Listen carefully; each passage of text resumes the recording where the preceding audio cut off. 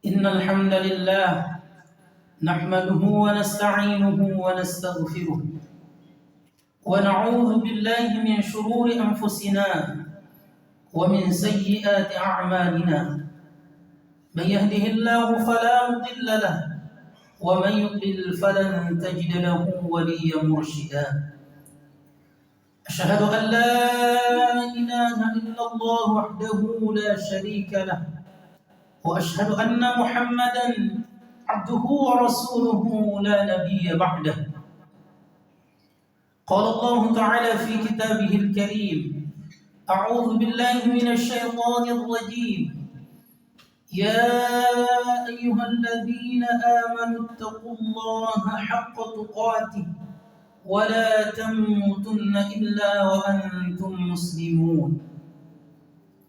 وقال الله تعالى أيضا: يا أيها الذين آمنوا اتقوا الله وابتغوا إليه الوسيلة وجاهدوا في سبيله لعلكم تفلحون. وقال النبي صلى الله عليه وسلم: اتق الله حيثما كنت وأتبع السيئة الحسنة تمحها وخالق الناس بخلق حسن. فيا عباد الله، أوصيكم ونفسي بتقوى الله وطاعته لعلكم ترحمون. أما بعد. Ma'asyar muslimin hadirin sidang Jumat yang dimuliakan oleh Allah. Tiada untaian kata yang pantas kita ucapkan kehadiran Sang Khaliq, melainkan puji serta rasa syukur kita kepada Allah Subhanahu wa taala. Dialah Allah Subhanahu wa taala yang memiliki alam semesta ini. Dialah Allah yang telah begitu banyak memberikan kita kenikmatan.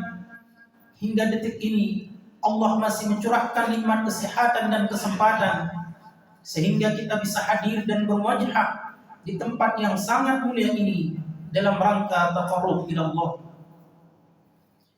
Salawat serta salam semoga tetap tercurah keridhaan baginda Nabi Muhammad sallallahu alaihi wasallam kepada keluarganya, sahabatnya, dan mudah-mudahan kita sebagai umatnya diberikan hidayah dan keistiqomahan untuk dapat mengikuti jalan sunnah dan risalah yang telah dicontohkan dan disampaikan oleh baginda Nabi, sehingga di dalam kita mengarungi kehidupan ini, baik di dunia maupun di akhirat, kita akan memperoleh keselamatan dan kebahagiaan. Ma'asyar muslimin hadirin sidang Jumat yang dimuliakan oleh Allah. Tema khutbah kita pada siang hari ini menjadi buah tutur kata yang baik. Hadirin jamaah rahimakumullah, tema ini saya ambilkan dalam salah satu firman Allah Subhanahu wa taala yang terdapat di dalam Al-Qur'an di surah Maryam, surah ke-19 di ayat yang ke-50.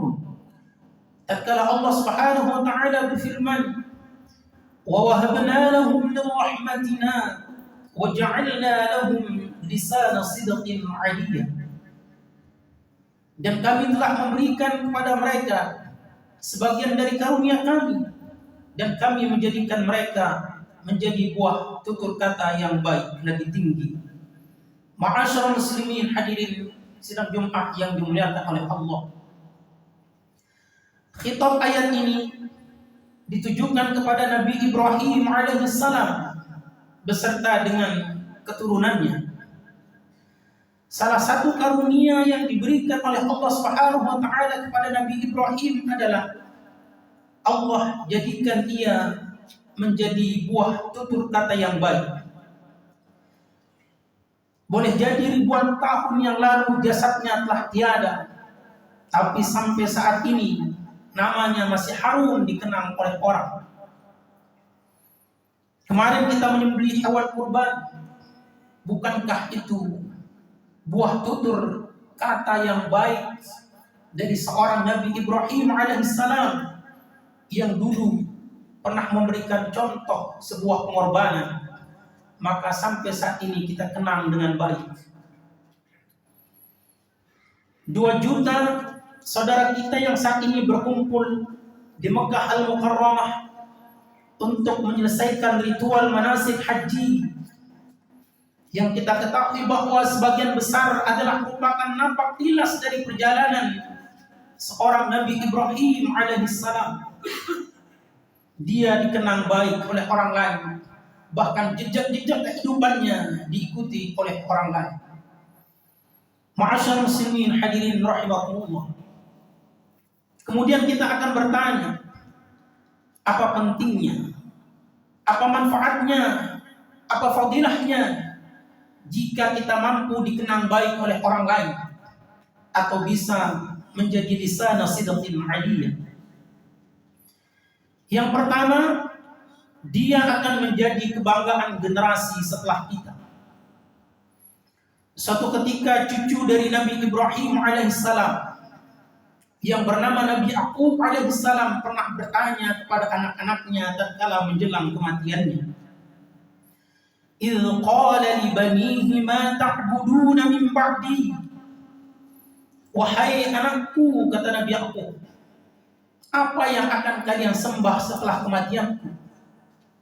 Maka anak-anak Nabi Yaqub menjawab, wahai ayah kami akan menyembah Tuhan yang engkau sembah dan Tuhan yang disembah oleh bapakmu, oleh kakek kami, oleh nenek moyang kami Ibrahim, Ismail, Ishak. Tuhan yang satu, yaitu Allah Subhanahu wa ta'ala. Qalu na'budu ilahaka wa ilaha abaika Ibrahim wa Ismail wa Ishaq ilahan wahida wa nahnu lahu muslimun. Para ulama menaruh perhatian terhadap jawaban dari anak-anak Nabi Yaqub yang tidak hanya mengatakan wahai ayah kami akan menyembah Tuhan yang engkau sembah, tapi juga dia menceritakan bagaimana bangganya dia mengikuti ibadah yang dilakukan oleh nenek moyangnya Ibrahim, Ismail, Ishak, yang dia kenang di kemudian hari, yang dia ceritakan di kemudian hari. Maka inilah yang disebut dengan lisan sidqin aliyah. Torehkanlah sejarah yang baik di dalam kehidupan kita ini, agar kelak anak cucu keturunan kita mampu mengenang kita dengan kenangan yang baik. Jangan sampai anak cucu keturunan kita kelak malu menceritakan pernah punya ayah seperti kita. Jangan sampai anak cucu keturunan kita malu pernah punya kakek seperti kita, yang tidak ada kebaikannya yang bisa diceritakan, yang tidak ada kebaikan yang bisa dibanggakan di kemudian hari. Ma'asyiral muslimin hadirin sidang Jumat yang dimuliakan oleh Allah. Kemudian yang kedua, dia akan menjadi teladan yang akan mampu mendatangkan kebaikan bagi kita. Man sanna fil islami sunnatan hasanatan falahu ajruha wa ajru man amila biha. Barang siapa yang membuat di dalam Islam satu sunnah, satu contoh yang baik, maka kata Rasulullah dia akan mendapatkan pahala dari apa yang ia lakukan dan dari pahala orang yang mengikutinya. Hal ini juga ditegaskan oleh Allah Subhanahu wa taala di dalam Al-Qur'an di surah Yasin surah ke-36 di ayat yang ke-12. Tatkala Allah Subhanahu wa taala berfirman, "Inna nahnu nuhyil mauta wa naktubu ma qaddamu wa atharahum." Sesungguhnya kamilah yang akan menghidupkan orang-orang yang telah mati, kata Allah. Wa naktubu ma qaddam, dan kami akan mencatat apa yang mereka perbuat. Saat ini kita sedang menunaikan salat Jumat, maka langsung pahalanya dicatat oleh Allah Subhanahu wa taala. Tatkala tadi kita membaca Al-Quran, berzikir, salat sunnah, maka langsung pahalanya dicatat oleh Allah Subhanahu wa taala. Tetapi manakala kita meninggal dunia, selesailah catatan amal kita. Tetapi ada satu lagi kata Allah yang akan terus mengalir pahalanya. Apa itu? Wa atharahum, dan bekas-bekas peninggalannya, jejak-jejak kehidupannya yang bisa dijadikan teladan bagi orang lain, bekas-bekas kehidupannya yang bisa dimanfaatkan oleh orang lain sampai dengan saat ini. Maka itulah yang disebut dengan athar. ini akan terus mengalir pahalanya walaupun orangnya telah meninggal dunia. Oleh karena itu hadirin jamaah rahimakumullah, di dalam Islam itu dikenal ada pahala jariyah dan juga ada dosa jariyah. Jika kebaikan yang kita torehkan, yang kita contohkan, kemudian kebaikan itu diikuti oleh orang lain, atau kebaikan yang kita lakukan orang lain mendapatkan manfaatnya, maka itu akan menjadi pahala jariyah bagi kita. Tetapi jika sebaliknya keburukan yang kita contohkan, kejahatan yang kita contohkan, kemudian keburukan itu diikuti oleh orang lain, maka kita juga akan mendapatkan dosa jariyahnya. Inilah yang dikatakan oleh Rasulullah SAW terhadap Qabil, anak dari Nabi Adam alaihissalam yang dulu pernah membunuh saudaranya yang bernama Habib. Apa kata Rasulullah? Qabil memiliki andil dosa dari setiap orang yang tertumpahkan darahnya di atas muka bumi, kata Rasulullah. Qabil memiliki andil dosa dari setiap orang yang terbunuh di atas muka bumi ini. Apa sebabnya hadirin? Rasulullah SAW mengatakan, di annahu kana awwala man sanna al-qatla, karena sesungguhnya Qabil lah yang pertama kali mencontohkan membunuh orang lain. Maka setiap orang yang terbunuh di atas muka bumi ini, Qabil memiliki andil dosanya. Na'udzubillah summa na'udzubillah min dzalik. Kemudian yang ketiga, ia akan mampu menjadi wasilah kita dimudahkan untuk masuk ke dalam surganya Allah Subhanahu wa taala. Bagaimana mungkin hadirin jamaah rahimakumullah, orang lain mengenang kita menjadi orang yang baik, kelak kita bisa menjadi buah tutur kata yang baik, mampu mengantarkan kita untuk masuk ke dalam surga. Dalam sebuah hadis sahih yang diriwayatkan oleh Imam An-Nasa'i, sebagaimana beliau nukil dalam Sunan An-Nasa'inya, suatu ketika Rasulullah SAW dan para sahabat pernah duduk-duduk, kemudian lewatlah dua mayat di hadapan Rasulullah dan para sahabat tatkala itu. Mayat yang pertama lewat, orang-orang mengatakan dia adalah orang yang jahat, orang yang buruk. Mendengar ungkapan itu Rasulullah SAW mengatakan wajabat. Kemudian setelah itu lewatlah mayat yang kedua. Orang-orang bercerita, orang-orang bersaksi bahwa dia adalah si fulan, orang yang baik, orang yang gemar beribadah. Mendengar itu Rasulullah SAW juga mengatakan wajabat. Sayyidina Umar yang tatkala itu hadir terheran-heran dengan apa yang dikatakan oleh Rasulullah SAW. Kemudian dia bertanya, ya Rasulullah, kenapa tadi tatkala mayat yang pertama lewat orang-orang mengatakan dia adalah orang yang jahat, engkau mengatakan wajabat? Sementara mayat yang kedua orang-orang bersaksi, orang-orang bercerita dia adalah orang yang baik, engkau mengatakan wajabat? Rasulullah SAW menjelaskan, wahai Sayyidina Umar, ketahuilah bahwa mayat yang pertama lewat, orang-orang mengatakan kalau dia adalah orang yang jahat, orang yang buruk, wajabat lahun nar, wajib dia akan masuk ke dalam neraka, kata Rasulullah. Sementara mayat yang kedua lewat, orang-orang mengatakan dia orang yang baik, dia dikenal orang yang saleh, wajabat lahul jannah, kata Rasulullah. Maka dia wajib akan masuk ke dalam surga. Padahal amalnya hadirin belum pernah ditimbang oleh Allah, tetapi Rasulullah SAW sudah bisa memastikan orang itu bisa masuk ke dalam neraka atau surga. Apa sebabnya? Dalam lanjutan hadis itu Rasulullah SAW mengatakan, antum syuhada'ullahi fil ardh. Kamu semua itu adalah saksi-saksi Allah di atas muka bumi ini. Jika kita menyaksikan saudara kita itu adalah orang yang baik, maka cukuplah bagi Allah Subhanahu wa taala untuk memasukkan ia ke dalam surga. Tetapi sebaliknya, cukuplah bagi Allah Subhanahu wa taala untuk memasukkan ia ke dalam surga. Sebagaimana kita berbuat, maka itulah orang akan mengenang kita. Torehkanlah sejarah yang baik agar kelak Allah Subhanahu wa taala mengaruniakan kepada kita lisan sidqin aliyah yang mampu mengantarkan kita memperoleh keselamatan hidup di dunia serta keselamatan hidup kelak di akhirat. Barakallahu li wa lakum fil Qur'anil 'azim wa nafa'ani wa iyyakum bima fihi minal ayati wadh-dhikril hakim. وتقبل مني ومنكم تلاوته إنه هو الغفور الرحيم. اللهم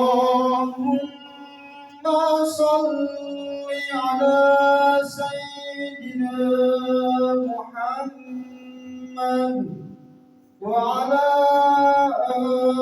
سيدنا محمد. الحمد لله الذي أنعمنا بنعمة الإيمان والإسلام. أشهد أن لا إله إلا الله وحده لا شريك له، وأشهد أن محمدا عبده ورسوله لا نبي بعده. قال الله تعالى في كتابه الكريم: أعوذ بالله من الشيطان الرجيم. إن الله وملائكته يصلون على النبي يا أيها الذين آمنوا صلوا عليه وسلموا تسليما. اللهم صل على سيدنا محمد وعلى آل سيدنا محمد، كما صليت على سيدنا إبراهيم وعلى آل سيدنا إبراهيم، وبارك على سيدنا محمد وعلى آل سيدنا محمد، كما باركت على سيدنا إبراهيم وعلى آل سيدنا إبراهيم في العالمين إنك حميد مجيد. وارض اللهم عن ساداتنا أبي بكر وعمر وعثمان وعلي، وعن الصحابة أجمعين، وعن التابعين وتابعيهم بإحسان إلى يوم الدين. اللهم اغفر للمسلمين والمسلمات والمؤمنين والمؤمنات الأحياء منهم والأموات.